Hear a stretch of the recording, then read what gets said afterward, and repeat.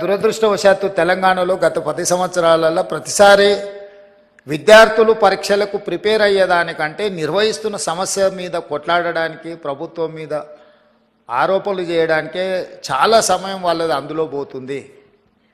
అందుకే నా సూచన, మనం నిర్వహణ చేసేటప్పుడు చాలా బాధ్యతాయుతంగా వ్యవహరించాలని మా మంత్రివర్గ సహచరులతో చర్చించి ఒక పకడ్బందీ ప్రణాళికతోని ఈరోజు తెలంగాణ రాష్ట్రంలో గ్రూప్ 1 కావచ్చు, లేకపోతే పారామెడికల్ కావచ్చు, పోలీస్ కావచ్చు, గ్రూప్ 2 కావచ్చు, గ్రూప్ 3 కావచ్చు, డిఎస్సి కావచ్చు, టెట్ కావచ్చు, ఏ పరీక్షలైనా ఖచ్చితంగా సరైన సమయంలో సరైన విధంగా సమర్థవంతంగా నిర్వహించాలని ఒక నిర్ణయం తీసుకుంది. దాంతో ఒక 30 లక్షల మంది నిరుద్యోగ యువకులకు ఒక నమ్మకం, విశ్వాసం వస్తుంది. ఒకవేళ ఈ పరీక్షలో ఉద్యోగం రాకపోతే ప్రైవేట్ సెక్టర్లో వాళ్ళ భవిష్యత్తును ఎత్తుక్కునే అవకాశం ఉంటుంది.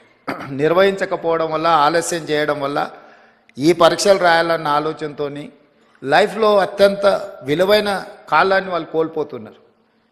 తెలంగాణ రాష్ట్రం వచ్చినప్పుడు 22 సంవత్సరాలు ఉండి ఎగ్జామ్స్కు ప్రిపేర్ అవుతున్న పిల్లవాడు 10 సంవత్సరాలు 32 ఏళ్ళు వచ్చిన పరీక్షలు రాయలేకపోయినంటే అతని లైఫ్లో అత్యంత ముఖ్యమైన సమయం కాలం గడిచిపోయింది. 10-12 సంవత్సరాలు ఒక మనిషి లైఫ్లో నుంచి మాయమైపోయిందంటే అతని ఏజ్ కానీ, అతని ఫ్యామిలీ కానీ, వాళ్ళ బాధ కానీ, ఆ ఎనర్జీ కానీ నిజంగా నిరుపయోగం అవుతుంది, దుర్వినియోగం అవుతుంది. అందుకే స్పష్టంగా ప్రణాళికబద్ధంగా క్యాలెండర్ డేట్స్ ప్రకారం రేపు అసెంబ్లీలో క్యాలెండర్ డేట్స్ కూడా డిక్లేర్ చేసి రాష్ట్ర ప్రభుత్వంలో వచ్చే ప్రతి ఖాళీలను 31 మార్చ్ లోపల అన్ని శాఖల నుంచి తెప్పించుకొని జూన్ 2 లోపల నోటిఫికేషన్లు ఇచ్చి బై డిసెంబర్ 9 ఎవ్రీ ఇయర్ ఎన్ని ఖాళీలు ఉన్నా భర్తీ చేసి వాళ్ళ నియామక పత్రాలు వాళ్ళ చేతికి అందించాలని మన ప్రభుత్వం నిర్ణయం తీసుకున్నది.